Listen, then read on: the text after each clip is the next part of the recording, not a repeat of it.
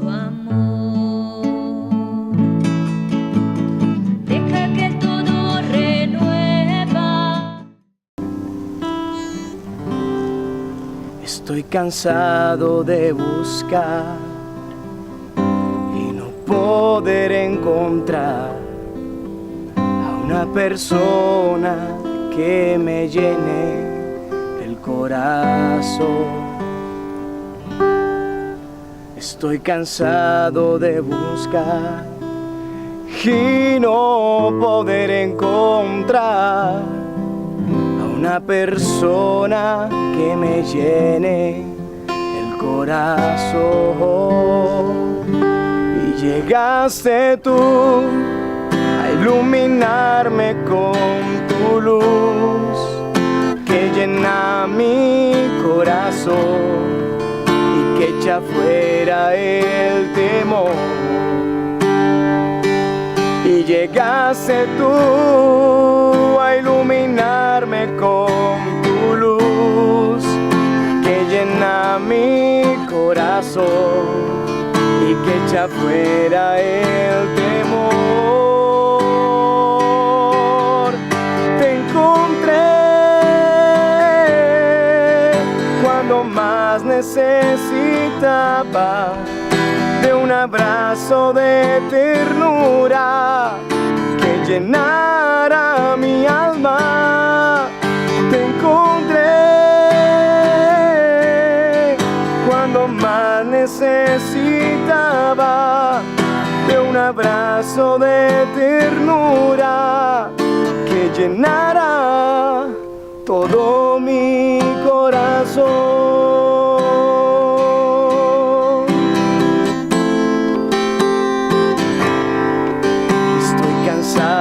De buscar y no poder encontrar a una persona que me llene el corazón.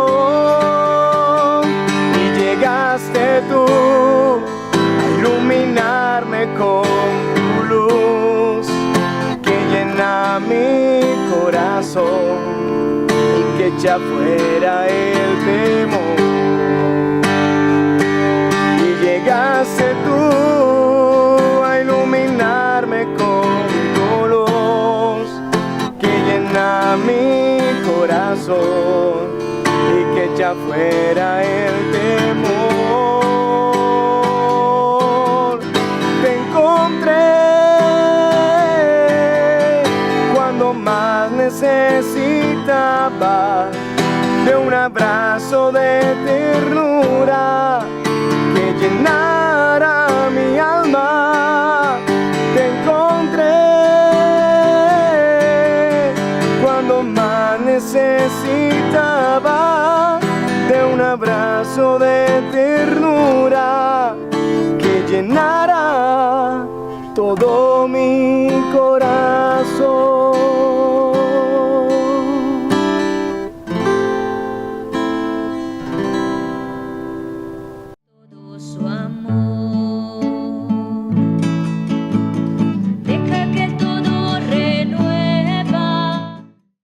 Una vez más, les damos la bienvenida a nuestro programa Con la Biblia.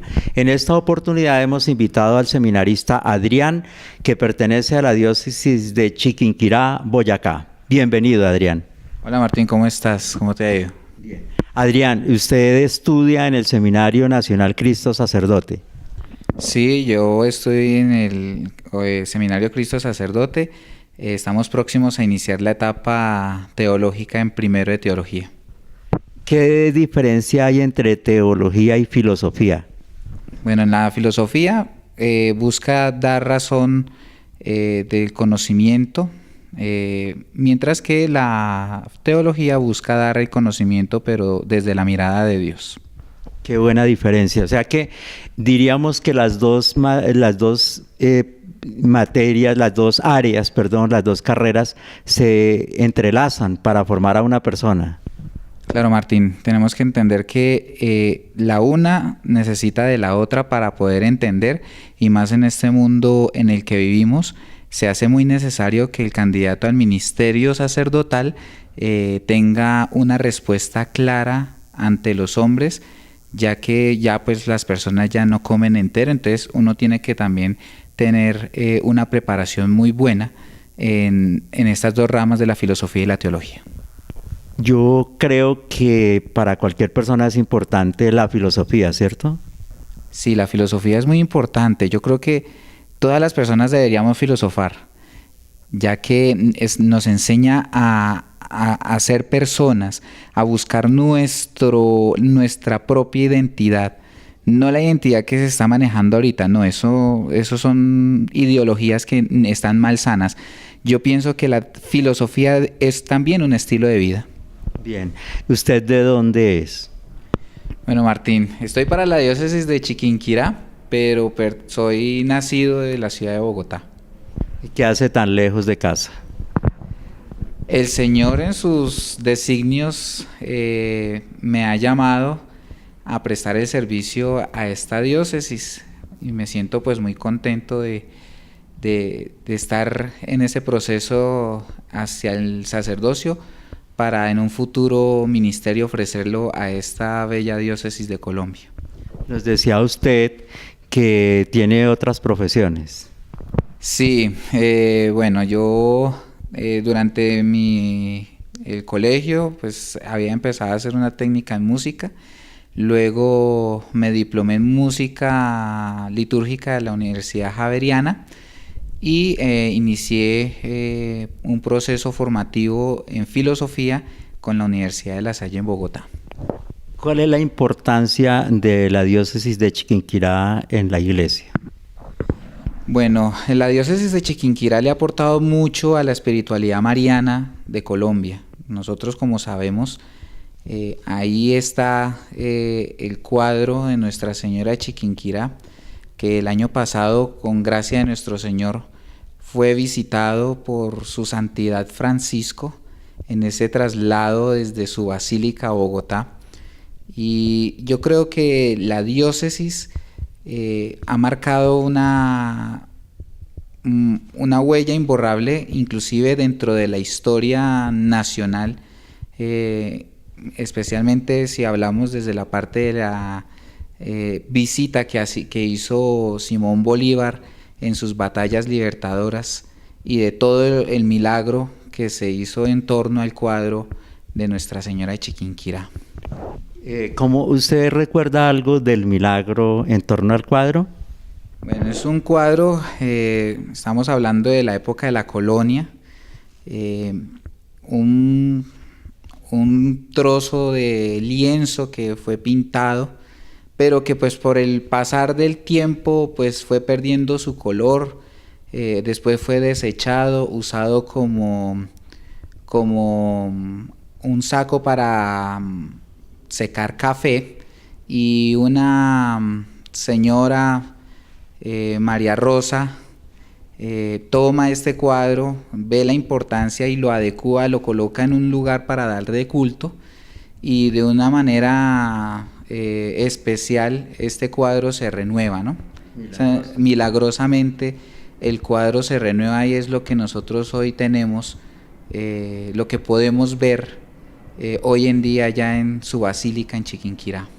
Y es llamada la Reina de Colombia, ¿no? Sí, ha sido un título honorífico que se le ha dado, no recuerdo, creo que fue el Papa Pío XII, si no estoy mal, quien eleva esta categoría como patrona de Colombia a Nuestra Señora de Chiquinquirá. ¿Es muy visitada esta advocación? Esta advocación es bastante visitada, es muy querida. Veíamos nosotros en los reportajes inclusive que se hicieron cuando fue sacada de su basílica, cómo el pueblo chiquinquireño quiere y ama a su madrecita, y cómo la siente propia. Y obviamente en el momento que es sacada, una anécdota muy bonita es: llévense a la señora, pero trátenla con cariño, trátenla con mucho cuidado, porque es nuestra virgencita, y la extrañaremos mientras no esté en su santuario. Es algo muy bonito que hace parte de la religiosidad popular. Bueno, ¿qué sería o cómo define usted la religiosidad popular para nuestros queridos televidentes? Bueno, la religiosidad popular tenemos que entender primero, es un bien de la Iglesia y es un bien que inclusive el Papa Francisco promueve mucho. Lo veíamos inclusive cuando él era cardenal.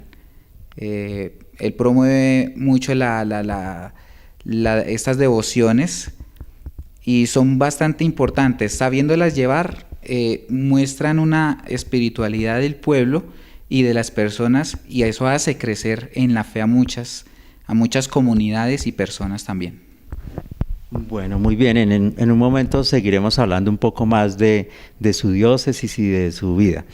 Por el momento vamos a pasar al plato fuerte del programa, que es la lectura del Evangelio para este domingo. Entonces, este Evangelio está tomado de... Bueno, vamos a meditar sobre el capítulo 1 del Evangelio de San Juan, capítulo 1, versículos del 35 al 42. Esto para que ustedes en su casa también tomen la Sagrada Escritura y nos acompañen en este recorrido por la palabra de Dios. Una oración para luego pedir la asistencia del Espíritu Santo y de la Virgen de Chiquinquirá en esta lectura del Santo Evangelio. Señor Jesús, en este día te pedimos que tu palabra nos asista para que logre entrar a lo más profundo del corazón. Pedimos al Espíritu Santo la capacidad de entender la palabra que se nos ha sido dada por medio de tu Hijo Jesucristo. A ti, Mamita María, la Madre Sacerdotal, la Virgencita de Chiquinquirá, patrona de Colombia, ayúdanos a entender como tú entendiste la palabra del Señor. Del Evangelio según San Juan.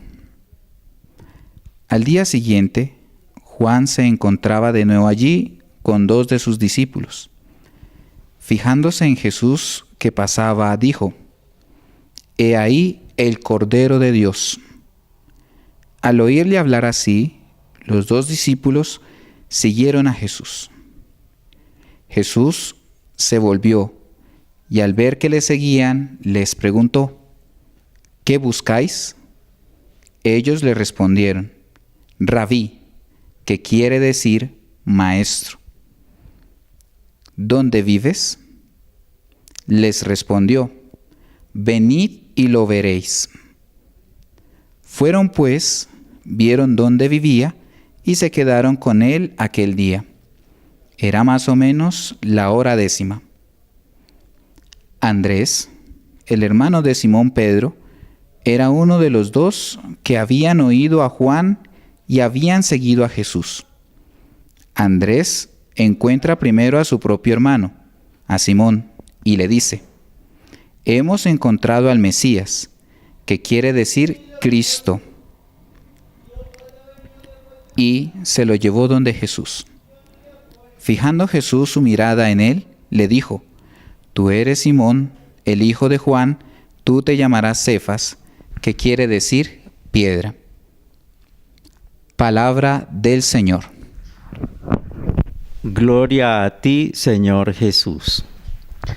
Bueno, aquí este rico evangelio que nos alimenta con la vida de Jesús nos dice que al día siguiente Juan se encontraba de nuevo allí. ¿Qué hacía Juan normalmente? Bueno, Juan el Bautista. ¿Por qué? Porque él fue quien, y a él lo llamamos el precursor. Él estaba en el río Jordán y él estaba predicando la llegada del Mesías y estaba promoviendo lo que se llama el bautismo de conversión. Y obviamente al ver a Jesús le reconoce. Cuando Juan el Bautista reconoce al Señor, automáticamente le muestra a todos los que están ahí que ese es el Mesías y que ese es el Mesías, el regalo que Dios ha enviado al mundo. Ahí hay dos movimientos muy interesantes y es que dice que fijándose, algo que de pronto es una enseñanza también para nosotros, fijarnos en Jesús. Y luego que se fija, él dice que a Jesús que pasaba dice, he ahí el Cordero de Dios. Esas dos expresiones, ¿qué le dicen a usted, Adrián? Bueno, fijarse en Jesús. Nosotros en nuestra vida, una vida sin Dios es una vida vacía y llena de contrariedades. Debemos fijarnos en Jesús, fijar nuestra mirada en la mirada de Él. Y cuando nosotros nos fijamos en el Señor, entonces podemos reconocer y podemos decir, ese es el Cordero, ese es quien ha venido al mundo a salvarme, a entregar su vida por mí. Pero ¿por qué esa definición de Cordero? Bueno, tenemos que entender que los judíos, el sacrificio del Cordero era muy importante. Jesús toma ese elemento del Cordero y lo aplica para sí mismo. Y Juan ya sabe qué es lo que va a pasar con él. Y obviamente ya nosotros sabemos qué va a pasar más adelante. Jesús se entrega como ese Cordero, como la víctima de expiación única y final que se entrega por nosotros para la salvación. Y esos discípulos son obedientes, lo que a veces no pasa con la gente de nuestro tiempo. Ellos se van detrás de Jesús. Claro, ellos se van detrás de Jesús y obviamente Juan deja que ellos se vayan, porque él más adelante lo va a decir que él simplemente es un siervo más. Si ponemos muy sencillamente en un contexto, y él deja que se vayan los discípulos de Juan detrás de Jesús. Ese movimiento es muy importante, Martín. Como yo, como persona, como cristiano, debo reconocer al que me lleva a Jesús. No es el hombre el que me lleva a Jesús, sino el que me invita a reconocerle. Y cuando reconozco a Jesús, dejo a quien me ha llevado a Él para continuar mi camino al lado del Señor. Él les dice, ellos lo comienzan a seguir y él les dice, ¿qué buscáis? La pregunta de ellos es, ¿dónde vives? Ese ¿qué buscáis? Nosotros, nuestra vida es una búsqueda completa, es una búsqueda de todos los días. Cuando nosotros estamos en un momento de tribulación, de sinsentido, buscamos algo y lo buscamos en Jesús. Pero nosotros buscamos también una seguridad. Cuando se dice ¿dónde vives?, los discípulos están buscando una seguridad. Y Jesús como una meta. Y Jesús les dice, vengan y lo verán. O sea, Él nos invita a caminar con el Señor y nos muestra qué es lo que el Señor nos tiene a cada uno de nosotros en nuestra vida. Y se quedaron con Él. Y se quedaron con Él. Porque cuando yo reconozco que el Señor es el Mesías, cuando reconozco que Él es mi Salvador, mi Señor, quiero quedarme con Él. Es como la relación entre el esposo y la esposa. Que cuando el esposo está de novio y conoce a su esposa, los dos llegan a una compenetración tan íntima que los dos se vuelven, por eso se dice carne, una sola carne, ¿no? Y cuando son una sola carne, lo mismo pasa con nosotros, la compenetración que tiene el discípulo con su maestro. Jesús como nuestro maestro, nosotros sus discípulos.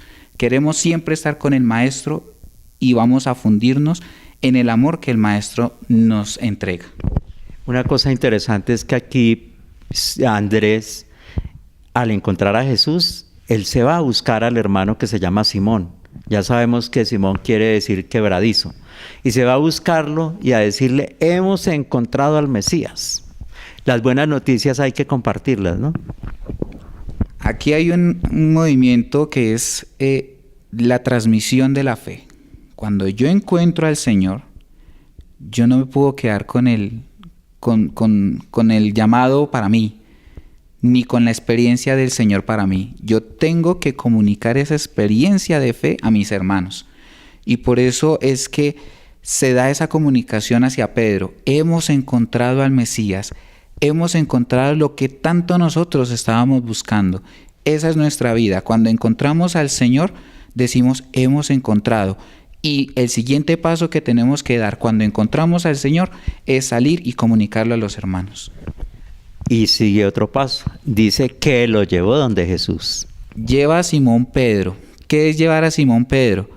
A veces encontramos en nuestras comunidades personas que tal vez son muy reacios a ir a misa, son muy reacios a encontrarse en la palabra, pero que de una u otra manera como que se dejan traer. Y cuando se dejan traer, logran entender qué es lo que quiere el Señor con ellos. Por eso es que el Señor, y me le adelanto un poquito Martín, le dice el Señor, tú eres Pedro, y sobre esta piedra edificaré mi iglesia. Por eso le cambia el nombre. Por eso cuando se cambia el nombre de una persona, especialmente Jesús, quiere decirle, te entrego una nueva misión.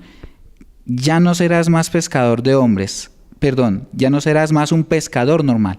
Serás un pescador de hombres. Le cambia el rol, le cambia su manera de ver la vida. Y eso es lo que el Señor busca. Cuando yo encuentro al Señor, cuando alguien llega, traen a una persona a encontrarse con el Señor ya lo conoce, pero cuando lo conoce, le entrega una misión. Y al entregarle esa misión, le cambia totalmente la vida. Sí. ¿Es el mismo contexto en el que el Santo Padre se cambia el nombre o le cambian el nombre? Sí, justamente esa es una teología muy simbólica del cambio de nombre del Papa. Además que era una cosa práctica. Si miramos, uno de los papas tenía nombre incluso pagano, y obviamente él dice, no, yo no puedo tener este nombre en él, como sacerdote de Pedro, y se cambia el nombre. Y de ahí viene la tradición de que el Papa adopte un nuevo nombre. Porque el primer Papa es Pedro, que se llamaba Simón antes, ¿no? Sí, o sea, se juntan dos necesidades, ¿sí? El cambio de nombre, de esa catequesis que se nos da de el cambio, un cambio de vida. Cuando hay un cambio de nombre dentro de la iglesia, el Papa, lo vemos en la Escritura, es eso, cambio de vida, cambio de un estado. Pasamos de ser lo que somos, de vivir tal vez una vida no muy acorde al Evangelio, a pasar a una vida llena de amor y del Evangelio que el Señor nos propone. Bueno, entonces un contexto muy vocacional, ¿no?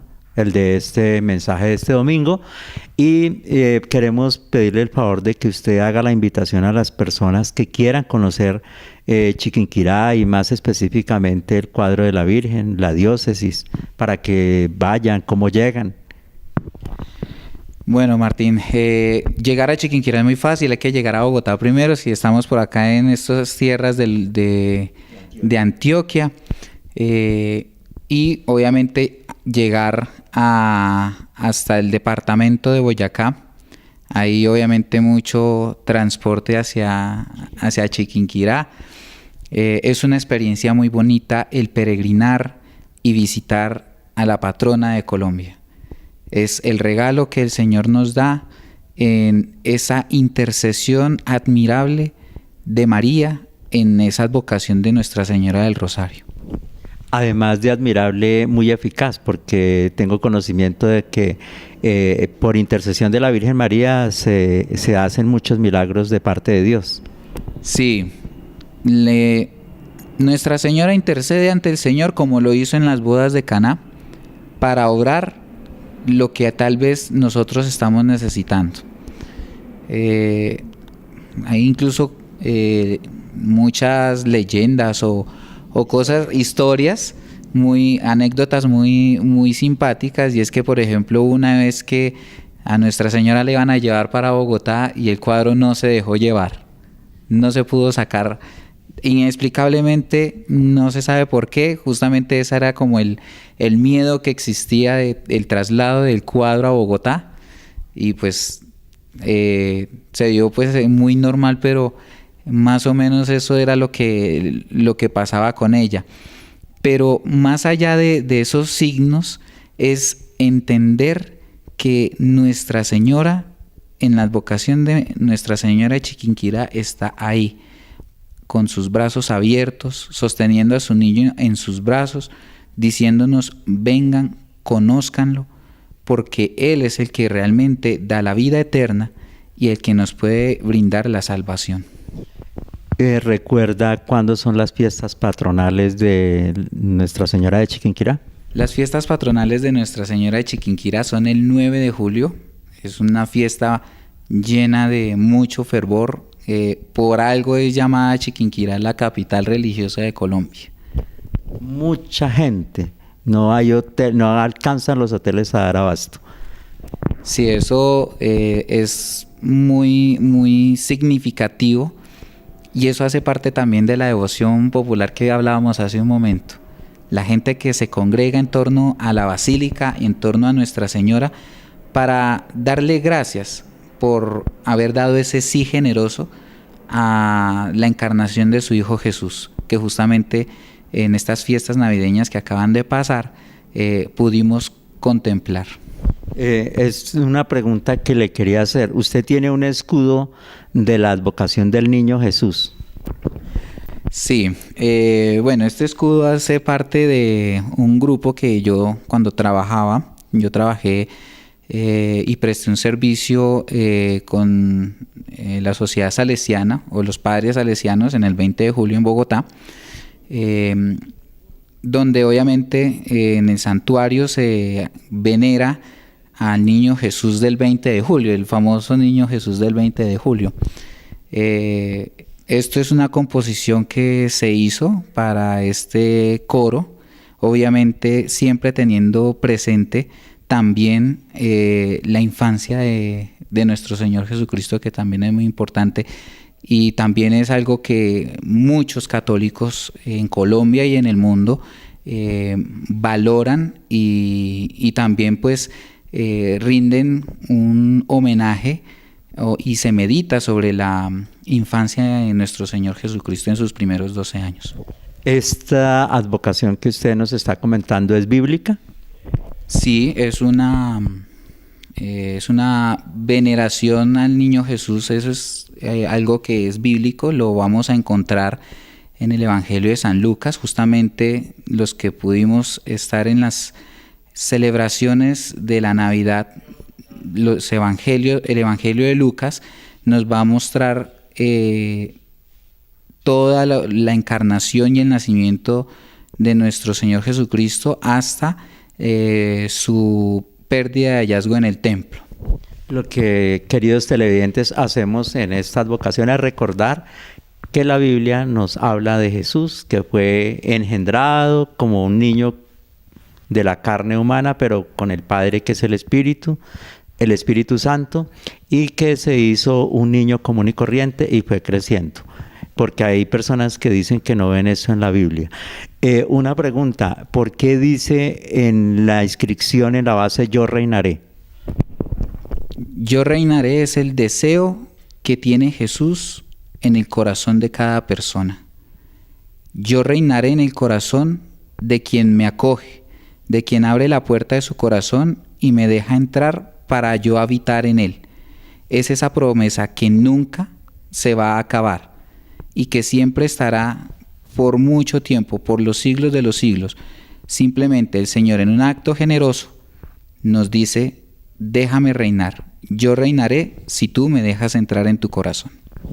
Bueno, agradecerle a Adrián por habernos acompañado. Agradecemos también pues al Seminario Nacional Cristo Sacerdote, a la Diócesis de Chiquinquirá, que nos lo ha prestado para que nos acompañara, y a todos ustedes. Les recordamos la misa el domingo, muy importante, y quienes quieran visitar Chiquinquirá, en el internet están las rutas. También es la advocación del 20 de julio en Bogotá, es muy conocida y vienen de otros países. Entonces, así terminamos este programa. Les damos las gracias. Esperamos que estén con ánimos comenzando este año nuevamente, y que sean buenos estudiantes, buenos trabajadores, pero ante todo, buenos hijos de Dios.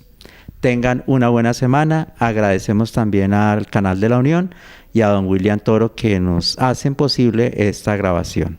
Dios les bendiga. Todo su amor. Deja que todo renueva.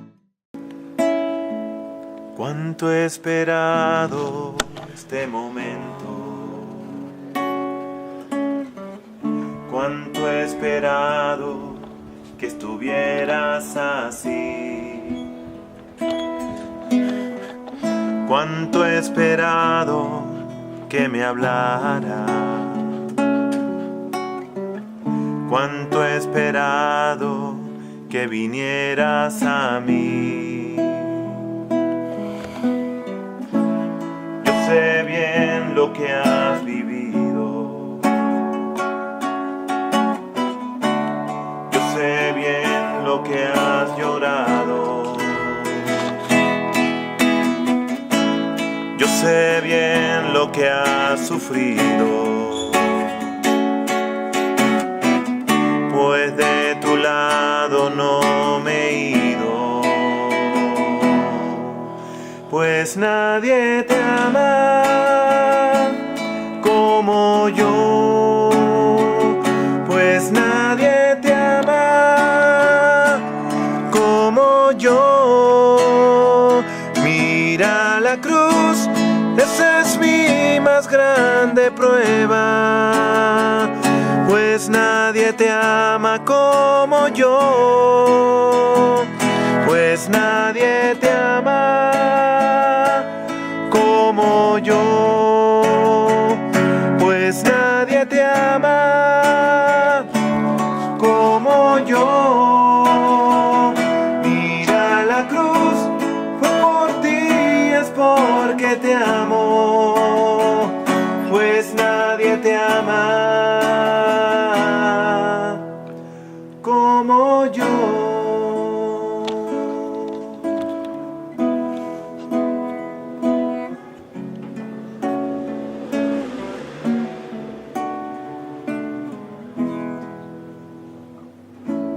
Yo sé bien lo que me dices,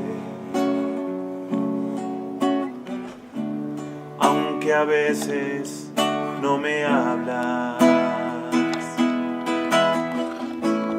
Yo sé bien lo que tú sientes, aunque nunca lo compartas. Yo a tu lado he caminado, junto a ti siempre he ido, aún a veces te he cargado. Yo he sido tu mejor amigo, pues nadie te ama como yo, pues nadie te ama como yo. Mira la cruz, esa es mi más grande prueba, pues nadie te ama como yo,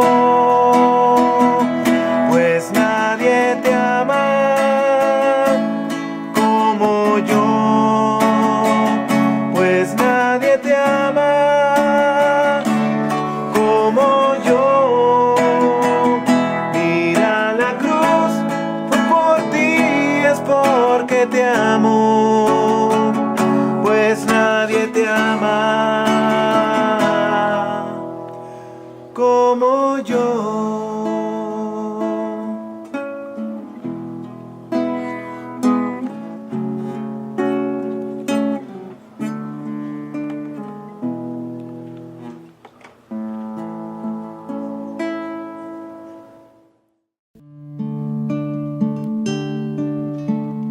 Deja que el Señor te envuelva, deja que toque tu puerta, deja que el Señor